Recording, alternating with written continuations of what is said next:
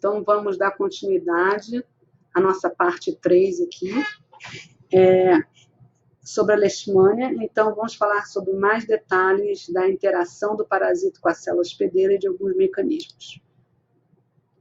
Como eu falei na parte 2, mas agora em mais detalhe, a leishmania, quando interage com o hospedeiro, possui uma série de moléculas em sua superfície que são capazes de reconhecer especificamente moléculas que estão na superfície das células e dos tecidos do seu hospedeiro, seja de vertebrado ou invertebrado, e através disso há um mecanismo específico de reconhecimento e adesão, e que vai ter consequências, inclusive, para a sinalização, o disparo de sinais para dentro das células ou dos tecidos com os quais o parasita está interagindo.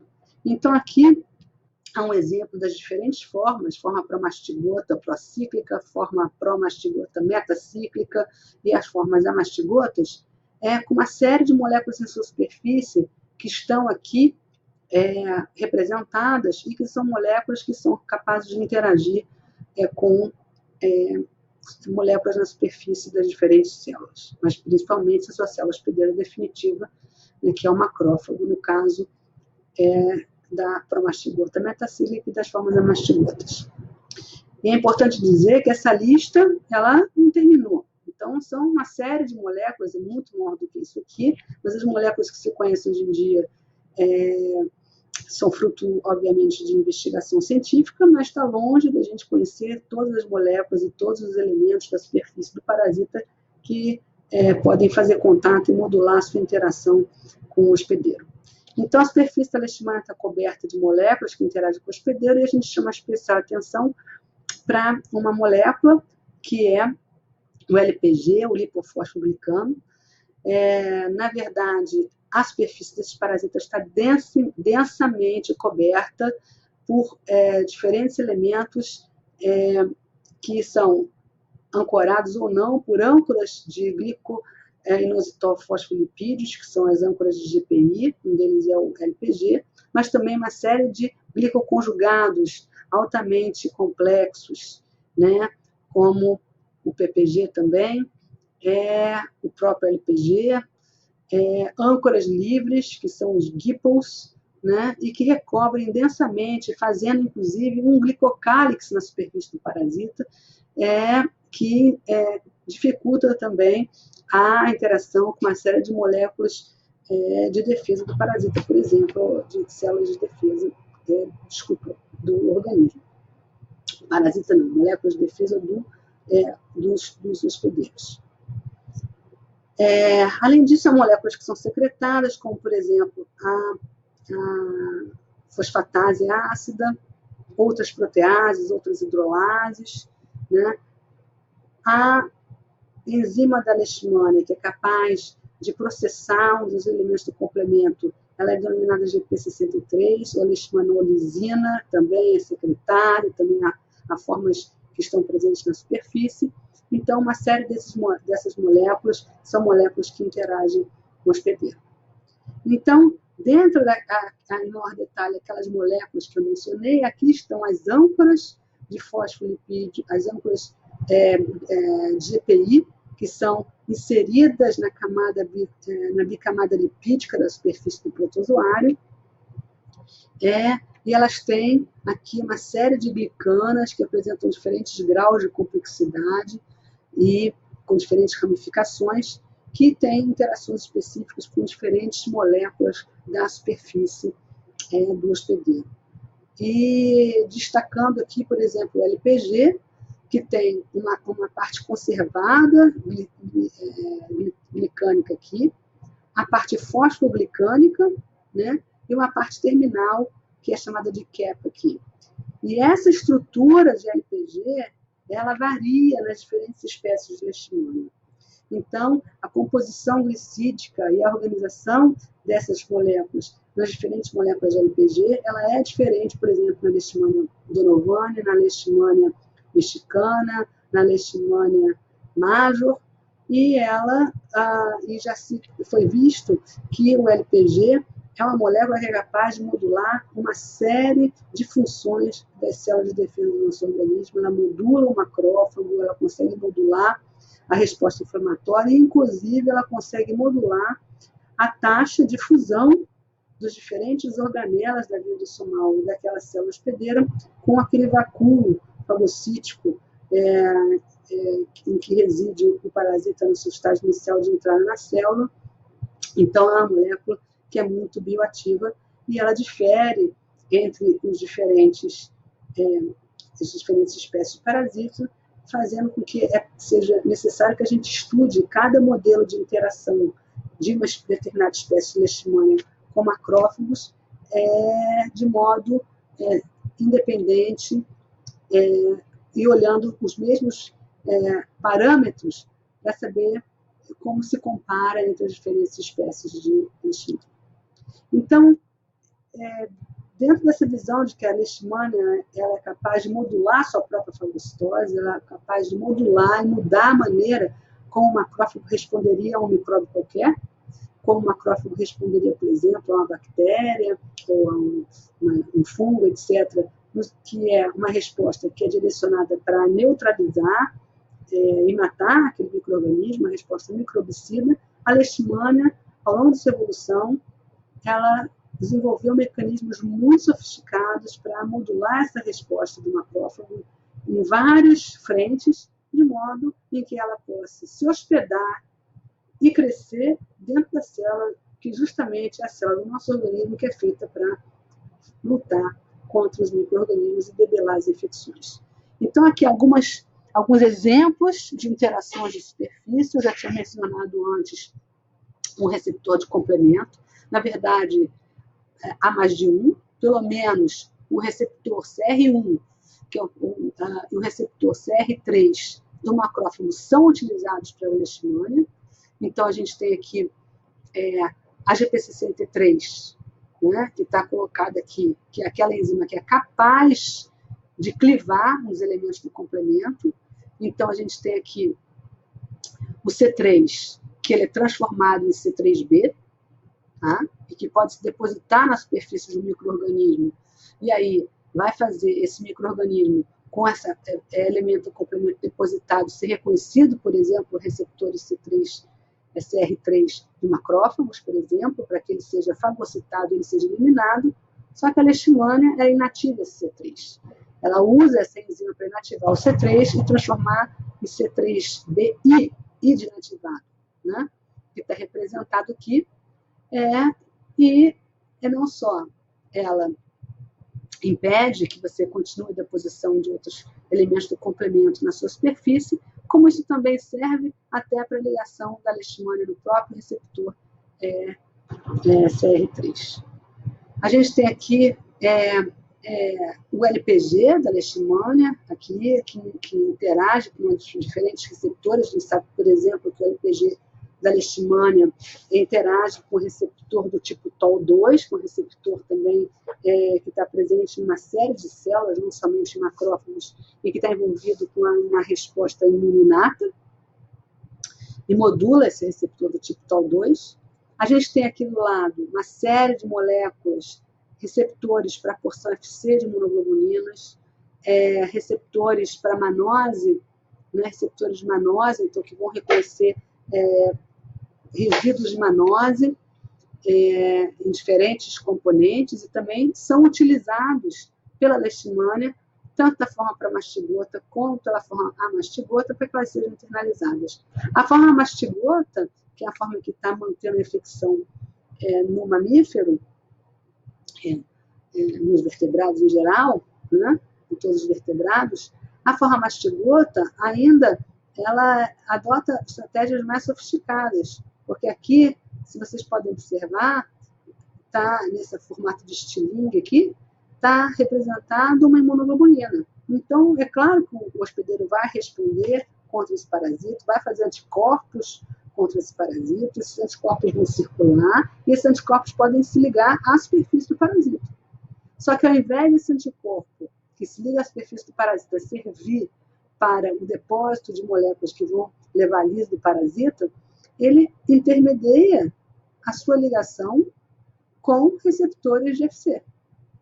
E vão facilitar a entrada, né, o uptake, a fagocitose dessas formas por células de macrófago, né, que estejam ali nas redondezas que estejam chegando no tecido. Então, ajuda a perpetuar a infecção, porque ela está se aproveitando de um mecanismo natural do macrófago que serviria para defesa, para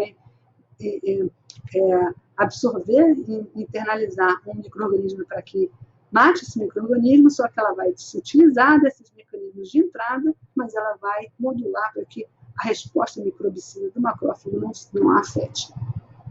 Além disso, aqui está representada uma outra forma mais sofisticada, que seria, como eu disse, a leishmania pegar carona dentro de uma outra célula. Então, aqui seria uma célula dendrítica com macrófago que, ao fagocitar um neutrófilo ou uma célula dendrítica, o que faz parte da fisiologia natural do macrófago, né, para remover células velhas, células senescentes, né, daqueles tecidos, macrófagos que estejam morrendo, ela pode engolfar, pode internalizar um neutrófilo ou uma célula dendrítica que tem um parasito dentro. E aí você vai indiretamente colocar a leishmania dentro desse macrófago. Como eu falei, dentro do macrófago, essa leishmania vai viver dentro de um vacúolo. Esse vacúolo se chama vacúolo parasitófilo. E a leishmania vai modificar o tráfego de vesículas dentro da célula e o metabolismo do macrófago para que ela module como esse vacúolo vai ser construído. Tá? Então, aqui existe um exemplo, por exemplo, de algumas moléculas que já estão definidas, fazendo parte, né, ou contribuindo para tornar esse ambiente do vacúolo parasitófilo um vacúolo propício para o crescimento. A gente tem que imaginar que a interface de comunicação do protozoário, que está aqui dentro desse vacúolo, com o meio extracelular, onde estão os nutrientes, se dá através da célula do macrófago. Então, a célula se mantém viva e se mantém funcionando, e a leishmania, de algum modo, consegue direcionar vários desses nutrientes para este vacúolo, para que ela possa se alimentar também.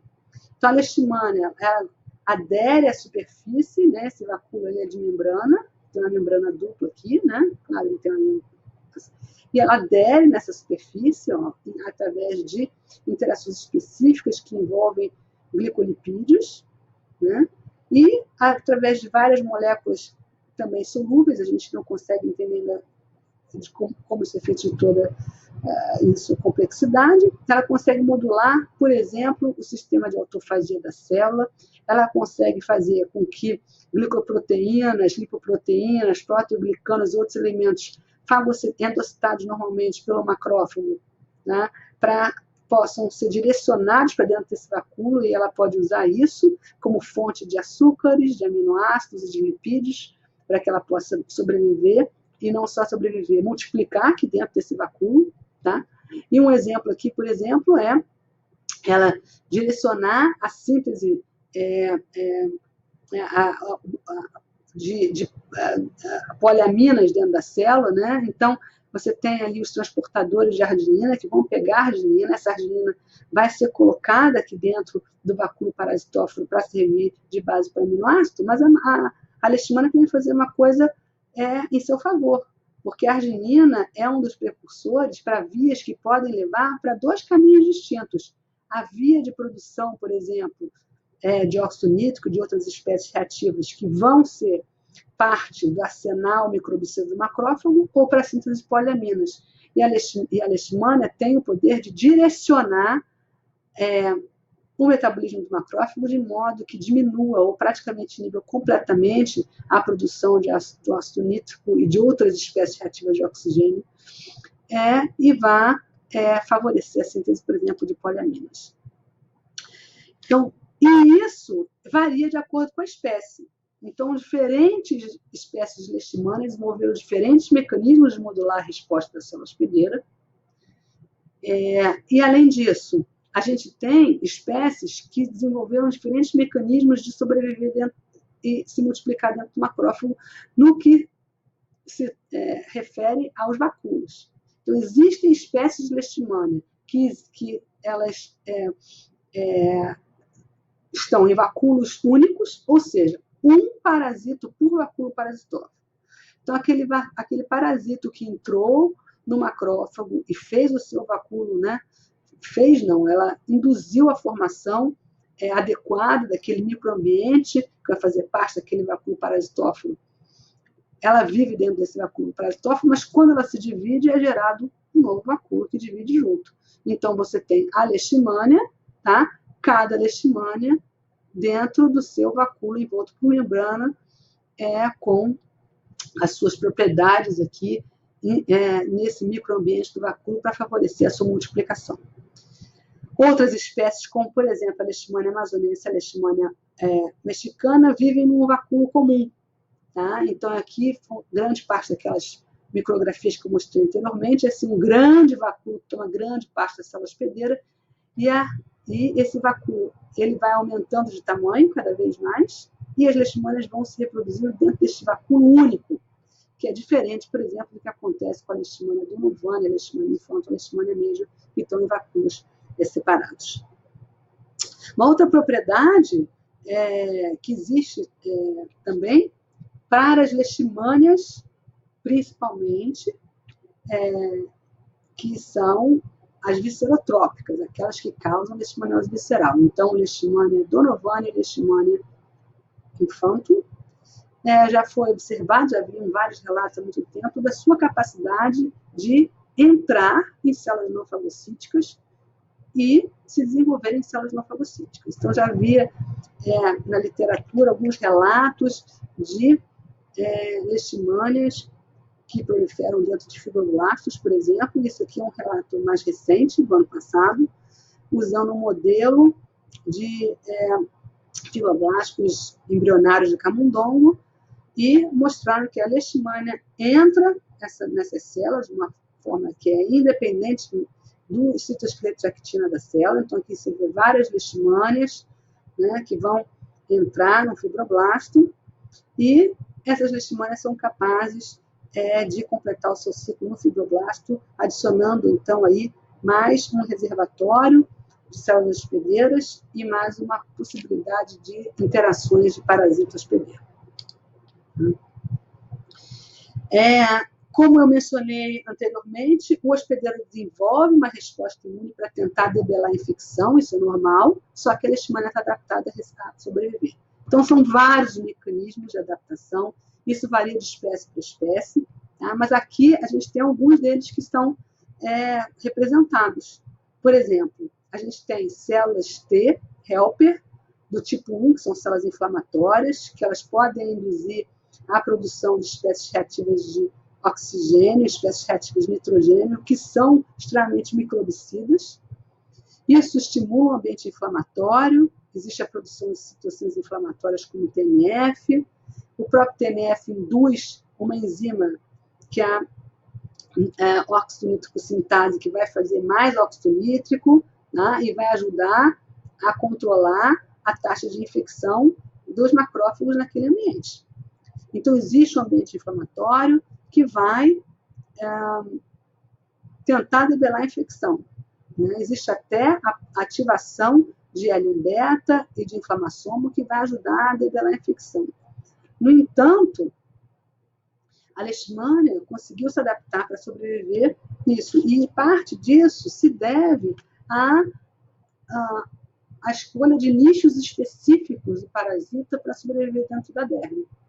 Então, existem trabalhos científicos de uns poucos anos atrás, em modelos de camundongo com a leishmania major, mostrando que, ao ser inoculada numa infecção natural, mas controlada em laboratório, ou seja, feita pelo flebotomínio, então contando com os elementos da saliva, do flebotomínio e da microbiota, esses pramastigotas metacíclicos são capazes, como eu já falei, de serem fagocitados por diferentes tipos celulares. Eles estão em neutrófilos, eles estão em diferentes populações de macrófagos, mas os autores provaram que existe uma subpopulação de macrófago específica da derme, que é rica em receptores de manose 6-fosfato, mas também em outros marcadores, e essa subpopulação de macrófago, ela é uma subpopulação de macrófagos que é aquela que sustenta a infecção a longo prazo.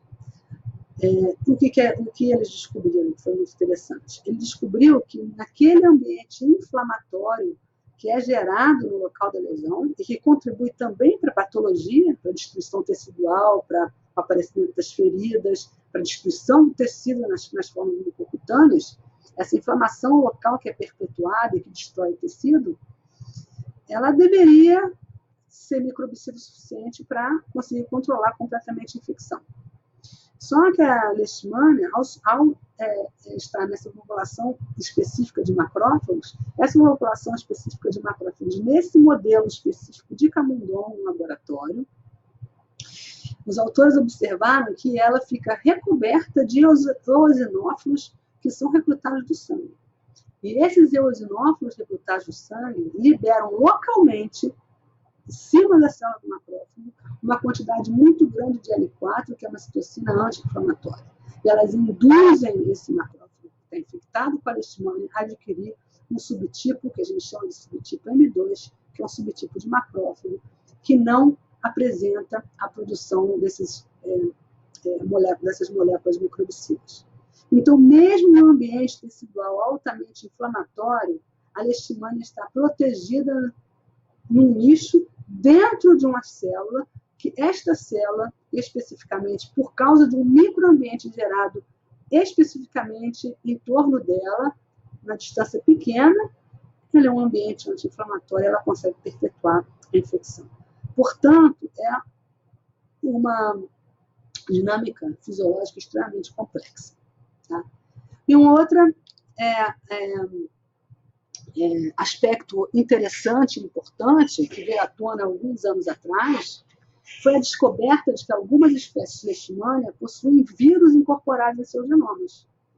Então, esse primeiro vírus foi descrito como LRV1, que é um vírus de leishmania, que é dessa família, Totiviridae. Esse LRV1 ele foi encontrado no genoma da Leishmania guianensis. Então, ele é capaz de ativar moléculas de defesa, como o receptor TOL3, que é um receptor que está dentro do macrófago, ele reconhece RNA viral dupla fita. Então, ao se propagar aqui dentro desse fagossoma, esse genoma viral, ele é capaz de estimular o receptor TOL3. E ao estimular o receptor TOL3, induz uma série de respostas dessa célula. E essas respostas e essa infecção associada ao vírus, ela estava associada à capacidade da leishmania de disseminar para esses tecidos orofarídeos para causar a leishmaniose mucocutânea. Então, esse macrófago infectado pela leishmania, que carrega um vírus, potencialmente é a célula que consegue sair do sítio e ganhar, e metastatizar para outros órgãos, né, levando aquele quadro severo da forma mucocutânea. Então, a presença do vírus foi associada à severidade das formas mucocutâneas da doença. Quando se descobriu isso, a comunidade ficou bastante entusiasmada com a possibilidade de conseguir ter uma nova leitura sobre o que acontece nessas formas mucocutâneas, mas depois, quando isso foi expandido para análise de mais e mais pacientes com mais e mais amostras de leishmania, foi visto que não é uma condição absoluta, que existem várias formas de manifestação mucocutânea grave nas quais a leishmania causadora não carrega o vírus. Então, ainda há outras possibilidades complexas que estão aí associadas à severidade das formas mucocutâneas, por exemplo. Nesse último slide, para trazer à tona que a resposta imune do hospedeiro é bastante complexa. E a resposta imune do hospedeiro, na tentativa de controlar a infecção, influencia muito o quadro clínico da doença. Então, como eu já tinha falado anteriormente, nas formas cutâneas localizadas, a própria resposta imune do hospedeiro, apesar da leishmania ter se adaptado com mecanismos de subversão da resposta, a resposta imune do hospedeiro ela consegue debelar a infecção e ela consegue ter uma cura espontânea. É importante ressaltar que nem toda cura é estéril, ou seja, não necessariamente você elimina completamente o reservatório do parasita. Pode ser que ainda haja algum parasito persistente ali, só que você não tem a manifestação clínica da doença. Tá? Então, inclusive, existem algumas linhas de pensamento em que a persistência do parasita é necessária, talvez, para que você faça uma imunidade permanente protetora que impeça o surgimento da patologia. Então, a resposta do hospedeiro, ela pode ser suficiente, mas ela pode não ser suficiente. Então, nos casos em que você tem, por exemplo, a leishmania amazonensis, naquela forma severa, que é não responsiva, se dá, muitas vezes, por um quadranérgico do paciente, uma falta de resposta imune robusta do paciente que permite que ela vá colonizar outros locais. E a forma mucocutânea está associada a uma resposta imune exacerbada, muito inflamatória, que causa a destruição tecidual.